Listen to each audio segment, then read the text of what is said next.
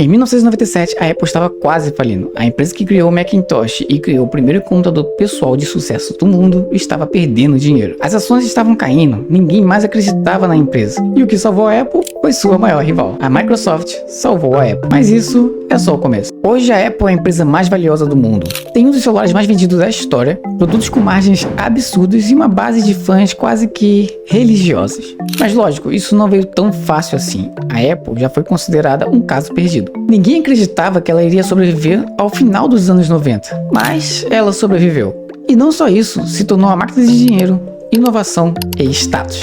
E hoje a gente vai entender como tudo isso aconteceu. Como que uma empresa à beira da falência se tornou, bom, a Apple como todo mundo conhece. O problema da Apple nos anos 90 era simples, ela perdeu o rumo.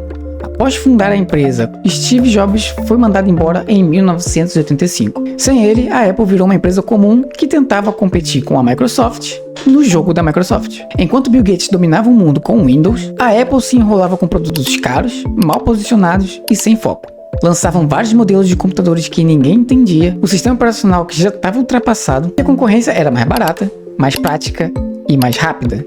E com isso, as vendas caíram, o dinheiro sumiu e o futuro virou uma grande dúvida.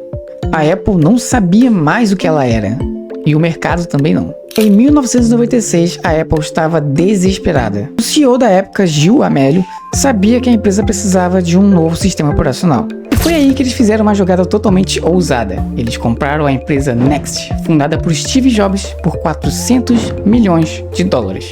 E sim, o cara que foi chutado pela própria empresa voltou pela porta da frente. E quando Steve Jobs voltou para a Apple, ele encontrou a empresa em completo caos. As equipes eram fragmentadas, era produto atrás de produto e a empresa não tinha foco nenhum.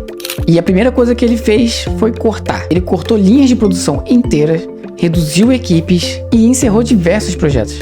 E aí veio o momento mais inesperado de todos. Steve Jobs sobe no palco e anuncia que a Microsoft irá investir 150 milhões de dólares na empresa.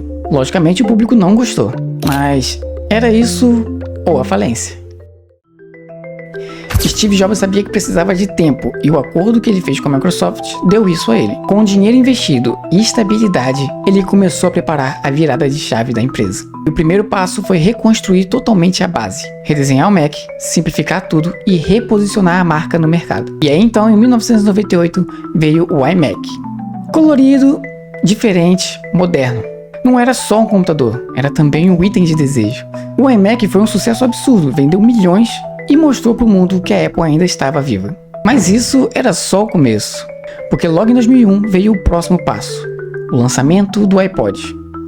1000 músicas no seu bolso. Era uma frase simples, mas poderosa. O iPod mudou o jeito que as pessoas consumiam música. E mais do que isso, começou a construir o ecossistema da Apple. O iPod se conectava com o iTunes se conectava com o iMac. E aí, quem comprava um produto, acabava comprando o outro.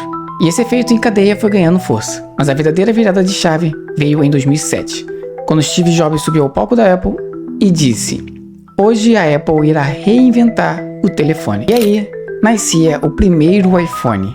Um telefone, um iPod e um navegador de internet, tudo isso em um único aparelho. Hoje em dia isso pode parecer básico, mas na época foi revolucionário. Enquanto outras empresas faziam celulares com teclado físico e sistema operacional lento, o iPhone parecia um pedaço de futuro. E não era só tecnologia, era design, experiência, marca e emoção. A Apple não vendia só um celular, ela vendia status, vendia estilo de vida. E quando lançou a App Store um ano depois do lançamento do iPhone, virou uma febre. Ela criou um novo mercado.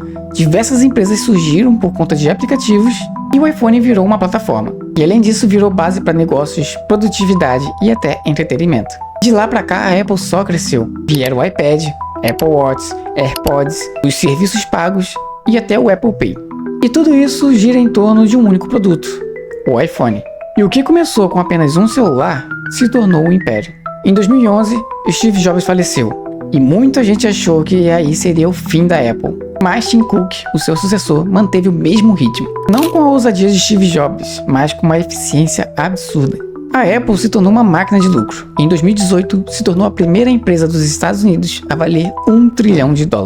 Tudo isso depois de quase desaparecer nos anos 90. A Apple não só sobreviveu, ela dominou o mercado. E isso só foi possível porque alguém teve a ideia de voltar ao básico, de simplificar, de focar no usuário e de transformar tecnologia em experiência.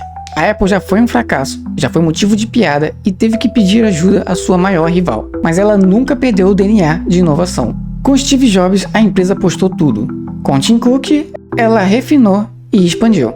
Hoje a Apple dita o ritmo do mercado, lança tendências, cria desejos e mesmo sendo criticada por decisões polêmicas ou produtos caros, ela continua no topo. Não foi sorte, foi visão, coragem e execução. De quase falida à empresa mais valiosa do planeta. A história da Apple talvez é a maior virada de chave do mundo da tecnologia.